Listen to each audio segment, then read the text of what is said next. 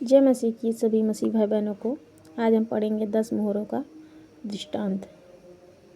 जब वे ये बातें सुन रहे थे तो उसने एक दृष्टांत कहा, इसलिए कि वह यरूशलेम के निकट था और वे समझते थे कि परमेश्वर का राज्य अभी प्रकट होने वाला है। अतः उसने कहा, एक धनी मनुष्य दूर देश को चला ताकि राजपद पाकर लौट आए। उसने अपने दासों में से 10 को बुलाकर उन्हें 10 मुहरें दी और उनसे कहा, मेरे लौट आने तक लेन देन करना। परंतु उसके नगर के रहने वाले उससे बैर रखते थे और उसके पीछे दूतों के द्वारा कहला भेजा, हम नहीं चाहते कि हम पर राज्य करे। जब वह राजपद पाकर लौटा तो ऐसा हुआ कि उसने अपने दासों को, जिन्हें रोकड़ दी थी, अपने पास बुलवाया ताकि मालूम करे कि उन्होंने लेन देन से क्या क्या कमाया। तब पहले ने आकर कहा, हे स्वामी, तेरी मुहर से 10 और मुहरें कमाई है।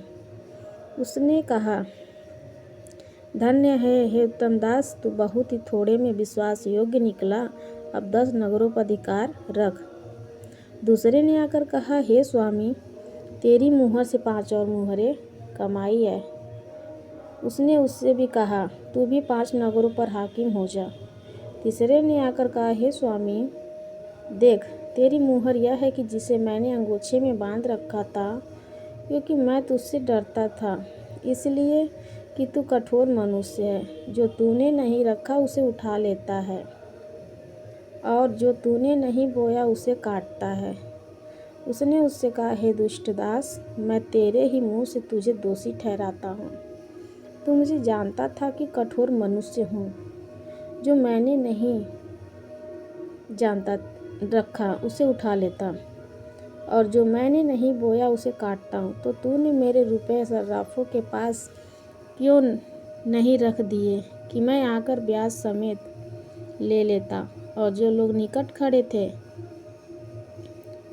उसने उनसे कहा, वह मुहर उससे ले लो और जिसके पास 10 मुहरें हैं उसे दे दो। उन्होंने उससे कहा, हे स्वामी, उसके पास 10 मुहरें तो हैं। मैं तुमसे कहता हूँ कि जिसके पास है उसे दिया जाएगा और जिसके पास नहीं है उससे वह भी जो उसके पास है ले लिया जाएगा।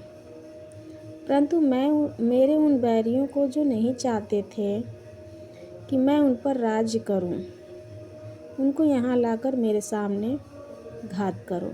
आमीन आमीन। सबको